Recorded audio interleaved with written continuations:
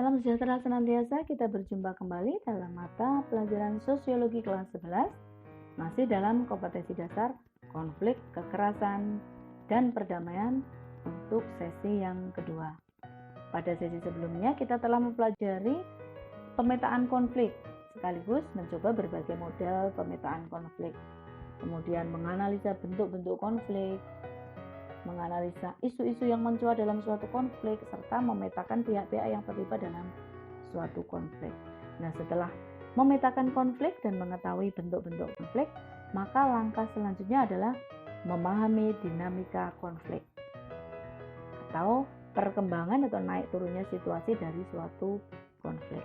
Untuk memahami dinamika konflik adalah dengan melihat sumber konflik, kemudian menganalisis karakter hubungan yang terjadi antara pihak-pihak yang berkonflik atau terlibat dalam konflik. Kemudian mencari model tindakan yang harus dilakukan dan melihat penahapan konflik. Nah, adapun tahapan konflik tersebut menurut Fisher adalah pra-konflik, kemudian konfrontasi, krisis, dan pasca konflik. Pra-konflik adalah adanya situasi ketidaksesuaian antara pihak satu dengan pihak lain. Konfrontasi adalah tahap di mana mulai terbukanya suatu konflik. Dalam hal ini, pihak-pihak yang merasa ada masalah akan melakukan perilaku konfrontasi.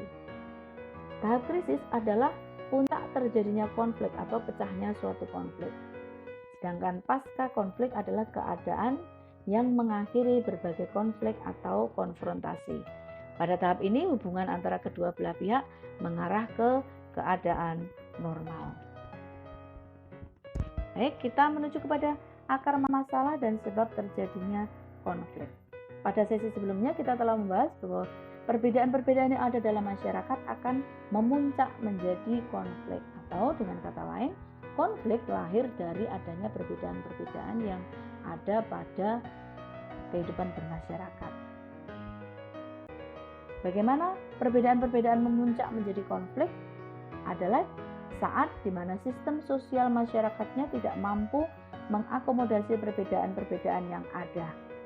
Situasi ini disebut sebagai disorganisasi. Nah, perbedaan-perbedaan yang ada tersebut apa saja? Meliputi apa saja ya?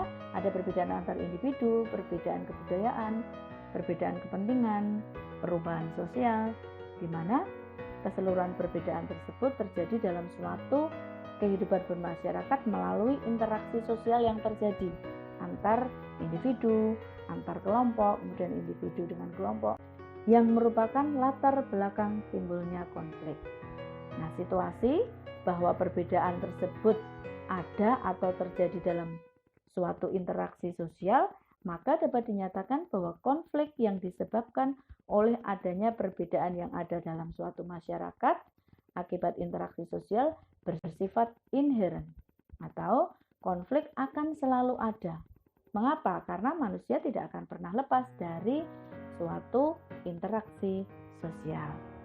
Baik, selanjutnya adalah uraian mengenai berbagai perbedaan yang merupakan faktor penyebab konflik. Yang pertama, perbedaan antar individu.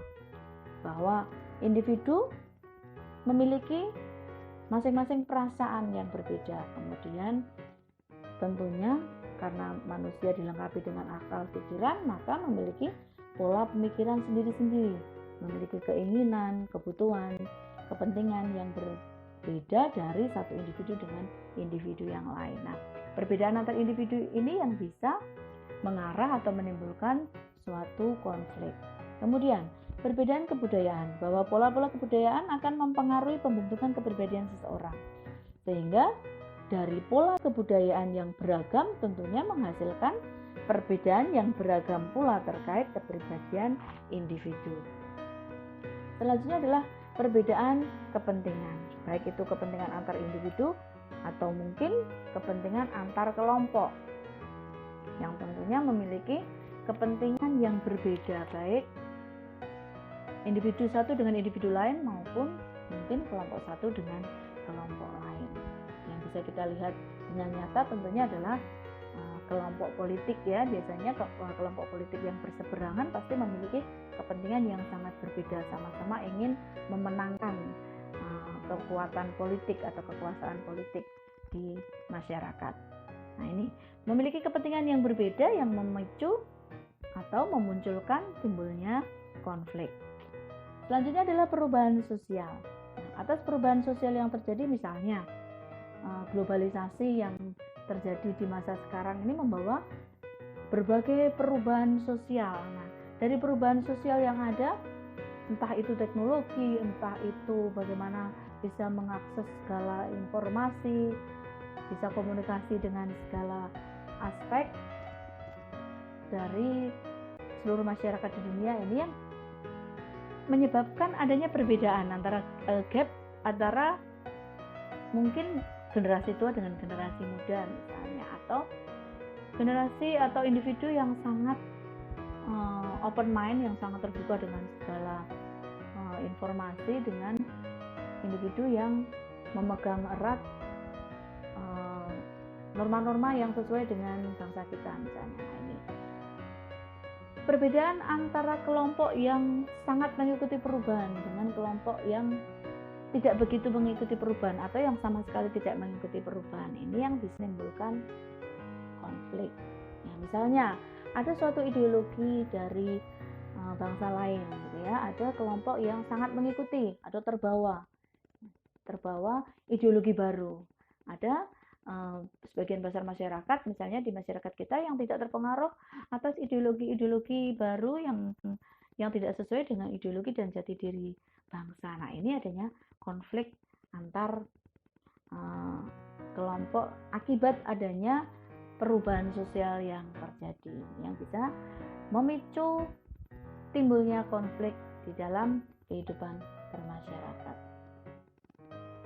Baik, selanjutnya mengenai dampak sebuah konflik, bahwa dari konflik yang terjadi tidak hanya bisa menghasilkan atau menimbulkan dampak negatif, tapi juga bisa menimbulkan dampak positif atau situasi yang memiliki nilai-nilai yang positif yang bisa diambil hikmahnya. Antara lain, konflik dapat memperjelas aspek-aspek kehidupan yang belum jelas. Misalnya, dari suatu kelompok ada perbedaan pendapat dalam suatu diskusi, ya.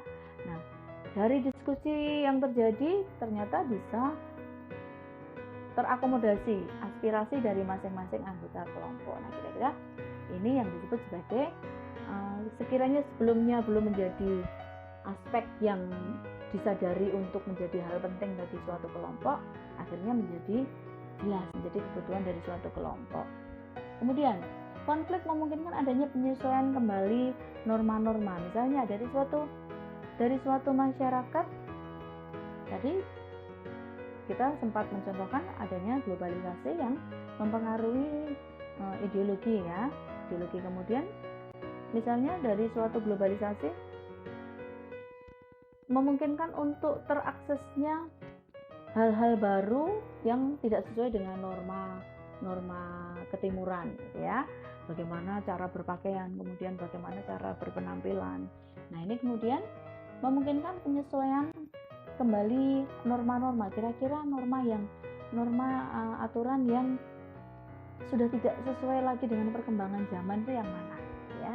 Nah, ini yang dimaksud dengan memungkinkan terjadinya penyesuaian kembali norma-norma setelah terjadinya konflik internal individu, misalnya konflik atau antar individu, misalnya yang menyesuaikan dengan perkembangan zaman atau yang sangat memegang erat norma-norma yang ada yang sudah berlaku dalam masyarakat, yang sudah berlaku lama dalam suatu masyarakat. Nah, setelah terjadi konflik, akhirnya ini yang sesuai dengan perkembangan zaman misalnya. Kemudian, konflik meningkatkan solidaritas sesama anggota kelompok. Misal, antara dua kelompok berkonflik. Nah, dalam suatu kelompok sendiri yang berkonflik tersebut ternyata memunculkan solidaritas antar anggota kelompok untuk lebih membela kelompoknya, membela anggota kelompoknya, lebih bertenggang rasa, lebih ada ikatan untuk membela sesama anggota dari satu kelompok. Ini yang dimaksud sebagai solidaritas sesama anggota kelompok. Kemudian, konflik merupakan jalan untuk mengurangi ketergantungan antar individu dan kelompok. Misalnya, setelah terjadinya suatu konflik, ternyata seorang individu atau bahkan suatu kelompok lebih mandiri, lebih mampu untuk menyelesaikan situasi karena konflik yang terjadi ternyata lebih mendewasakan, lebih membentuk dari suatu individu atau kelompok. Kemudian, konflik dapat membantu menghidupkan kembali norma-norma lama. Ini misalnya terkait kembali dengan poin yang kedua tadi ya. Kalau yang kedua tadi menyesuaikan dengan hal-hal baru yang mengikuti perkembangan zaman. Nah, ini sebaliknya. Misalnya, kita hidup di Indonesia ini disebut juga sebagai bagian timur ya, negara dengan adat ketimuran gitu ya. Banyak sekali norma-norma ketimuran yang masih tidak sesuai dengan jauh sekali dengan norma-norma yang ada di dunia barat. Nah, ini bagaimana banyak sekali pengaruh-pengaruh yang masuk yang tidak sesuai dengan adab atau norma ketimuran. Nah, dengan banyak sekali masuknya hal-hal baru yang tidak sesuai dengan norma-norma ketimuran ini, kemudian digalakkanlah pendidikan karakter misalnya ya, baik formal maupun informal, yang menggali kembali nilai-nilai lama, norma-norma lama, norma-norma ketimuran yang lebih dianggap sebagai lebih pantas atau lebih beradab gitu ya, lebih sesuai dengan norma-norma untuk kita yang hidup di bangsa ini, di Indonesia ini. Nah, ini yang dimaksud dengan menghidupkan kembali norma-norma lama. Kemudian, konflik dapat berfungsi sebagai sarana untuk mencapai keseimbangan antara kekuatan-kekuatan yang ada di dalam masyarakat. Bahwa setelah melalui suatu konflik, akhirnya nampak bahwa ternyata pihak yang berkonflik ini tidak ada mana yang lebih dominan gitu ya. Nah, ini yang dimaksud dengan keseimbangan antara kekuatan-kekuatan yang ada di dalam masyarakat. Kemudian, konflik memunculkan sebuah kompromi baru atas konflik yang sudah terjadi. Misalnya, dilakukan kesepakatan antara kedua belah pihak, muncul kompromi baru dari kedua belah pihak. Baik, ini adalah dampak positif sebuah konflik. Kemudian dampak negatif yang bisa lebih mudah kita lihat ya dari suatu konflik yang terjadi, ada keretakan hubungan, kemudian ada kerusakan harta benda dan jatuhnya korban misalnya. Nah, ini andai kata suatu konflik yang terjadi sampai mengarah kepada kekerasan atau violence. Kemudian berubahnya sikap kepribadian para individu, baik yang mengarah kepada hal-hal positif maupun negatif. Kemudian munculnya dominasi kelompok pemenang atau kelompok yang kalah. Baik, selanjutnya apabila kita membahas tentang konflik, maka kita menginginkan untuk adanya suatu penyelesaian, suatu perdamaian ya, kita sampai kepada resolusi konflik. Nah, berbicara mengenai resolusi konflik, kita harus menganalisis suatu konflik agar dapat menentukan faktor penyebabnya, kemudian akibat yang ditimbulkan, dan langkah pengelolaan agar kita dapat mencari alternatif untuk dapat menyosialisasikan dan mengaplikasinya ke dalam masyarakat. Nah, sebagai gejala sosial, konflik hanya akan hilang bersama hilangnya masyarakat itu sendiri, karena kita tadi telah membahas ya bagaimana konflik melekat atau inherent selalu ada dari suatu masyarakat, sehingga konflik hanya akan hilang bersama dengan hilangnya suatu masyarakat. Oleh karena itu, yang dapat kita lakukan adalah mengendalikan agar konflik yang mungkin bisa muncul tidak berkembang menjadi kekerasan atau violence. Nah, berikutnya adalah 3 syarat agar konflik tidak berakhir ke arah kekerasan. Yang pertama, setiap kelompok yang terlibat dalam konflik harus menyadari adanya situasi konflik di antara mereka. Dengan kesadaran tersebut, mereka akan berusaha melaksanakan prinsip-prinsip keadilan secara jujur.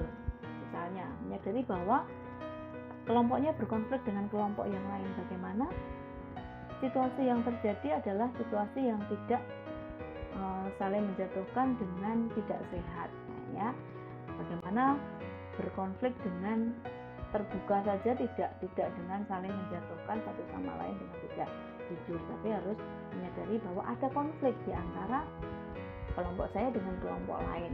Nah, bagaimana supaya tidak mengarah kepada konflik yang lebih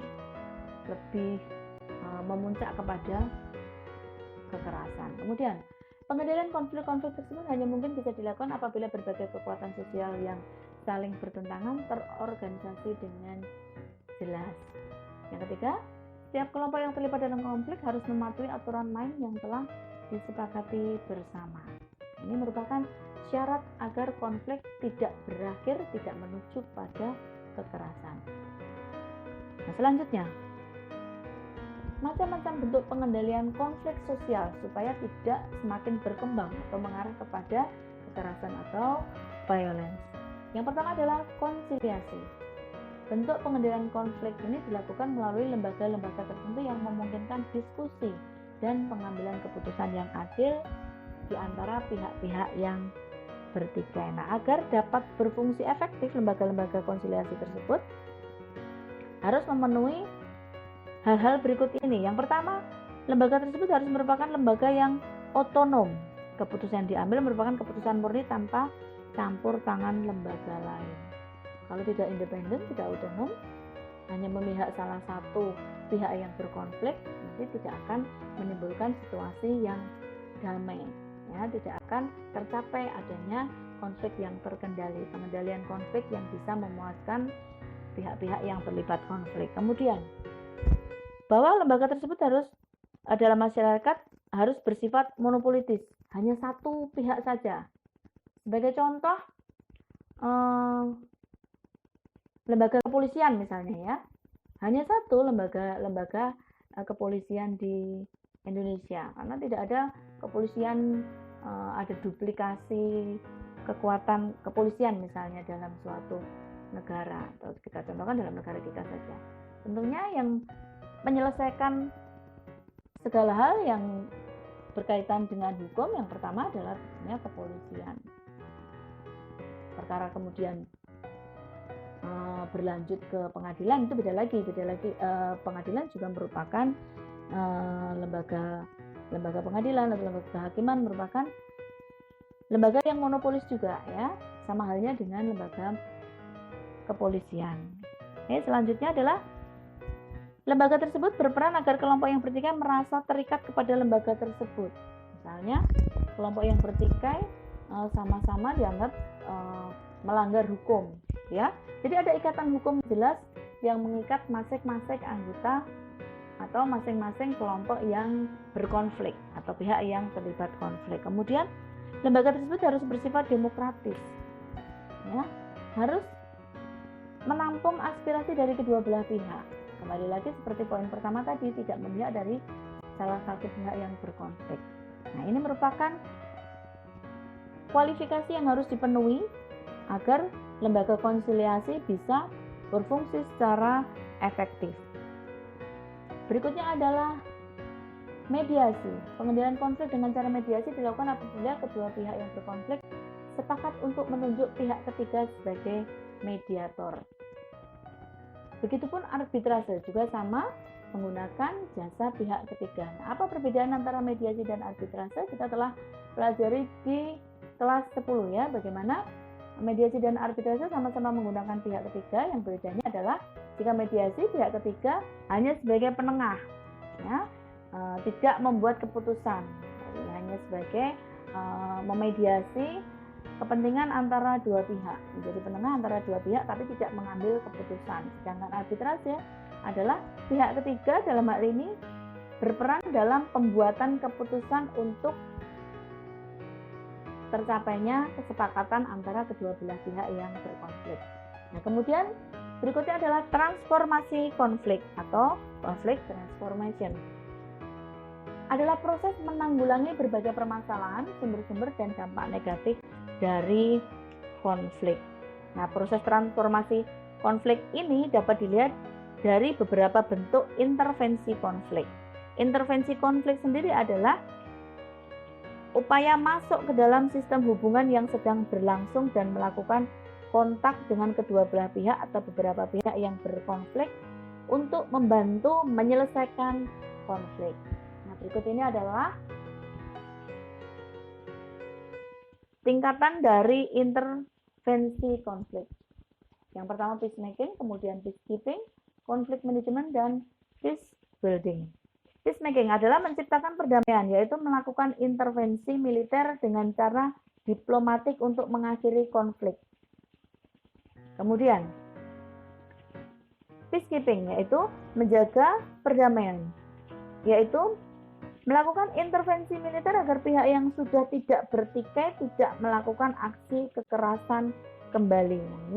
Nah, di sini kemudian ada pasukan-pasukan perdamaian ya dari berbagai negara yang dikirim oleh pasukan perdamaian dunia ya ke daerah-daerah yang